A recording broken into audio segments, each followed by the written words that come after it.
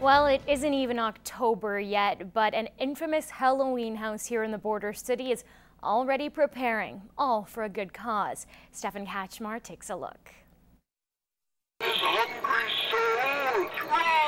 It's a busy time of year for Yvonne Claroux.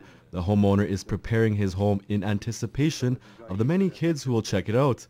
This is the 7th year Claroux has been doing this. There's a lot of maintenance to be done. I had to restuff the dummies, take them apart, put them back together, stitch and sew some of them, staple them, glue them, whatever I have to do to get them all together. The house is home to over 200 dummies and quite the costly power bill. But Claroux says it doesn't matter. Countless hours of hard work have made a difference in his neighborhood, where he says crime used to be a major problem. We had a bad community here before, we had a crack house that was torn down, so then we had no children around here, so we brought children back to the neighborhood. This year, all donations from visitors will go towards the Heart and Stroke Foundation, a charity that holds a special place in Yvonne's heart. I had a stroke, and I found out how much trouble they actually go through to help people out, to make sure they get the proper equipment to walk again, or to help them stand up, and transportation or diets and food and stuff, and they've been great for me. Cash donations are always appreciated. He's also accepting donations of candy, costumes, and decorations to make the experience at the Halloween house that much more fun. The house officially opens a week before Halloween, but visitors are welcome to stop by and look at any time. Stefan Kachmar, Newcap News. Well, the magnetic pull of the Midwest brings in talent from all over the country. In this week's arts and entertainment feature, Gerard Lampow meets a young artist from out east who now calls Lloydminster home. I get a lot of inspiration from people sharing ideas. Originally from Beveridge, Newfoundland, Maria Ricketts includes among her influences Salvador Dali and Gustav Klimt. She got her start through her high school teacher. She spent the last 11 years in the Midwest. There's so much support from the community and so many opportunities.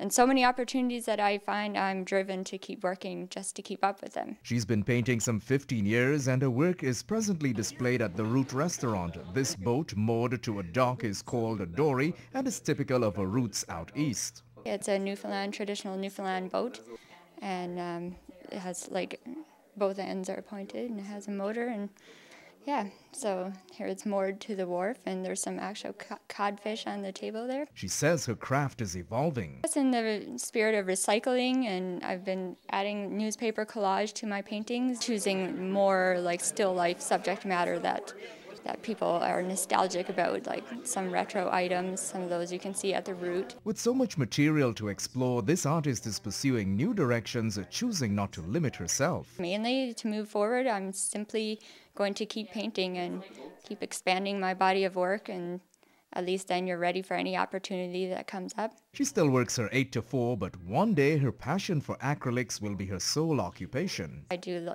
love the work I do. Gerard Lampow, Newcap News. The local Chamber of Commerce has a strong membership of businesses dedicated to its vision. In this week's Chamber Chatter, Kelsey Bloxham looks into the benefits of corporate membership. It was only a few years ago the Lloydminster Chamber of Commerce made the move to include corporate memberships as well as regular memberships to the business community. I made a conscious decision to move from being a regular member to be a corporate member, mostly because we believe that having a strong chamber in the community is important, and by stepping up to be a corporate member, it shows that not only do we support what the chamber does, but we also support it financially to help them take on the initiatives they need to move forward. All contributing to a healthy and progressive chamber in the border city. You know, if you don't have a healthy and a healthy chamber, active chamber in the community, you'll see things like Lloyd won't continue to grow, Lloyd won't be supported by the business community, and we think it's really important to have a vibrant chamber here. There are numerous benefits to becoming a corporate member, like tickets to the MP Luncheon and MLA Luncheon, as well as the chance to participate in committees and meetings not offered to regular members. The more businesses that can move from a regular membership to a corporate membership, is the more initiatives that the chamber can get done. And in our community, that's important. Kelsey Bloxham, Newcap News. Well, it's been in the news for weeks. Continually expanding beef recalls, public warnings over an E. coli outbreak, and several confirmed illnesses have left many quite concerned over the crisis. In this week's Agriculture Report, Peter Quinlan tells us how the food contamination scares are affecting the livestock industry and consumers across our region. Our beef, for the most part, is still very safe.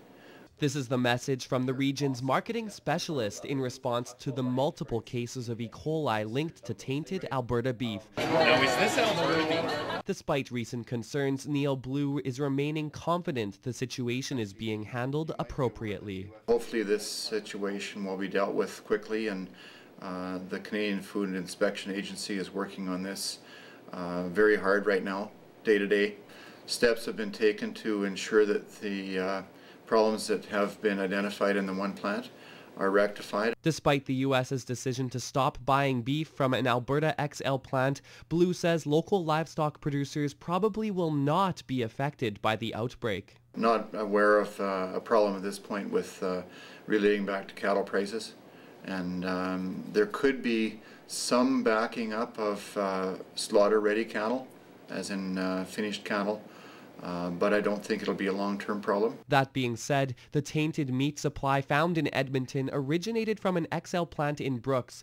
Blue says some of that product could have made its way onto store shelves in our region.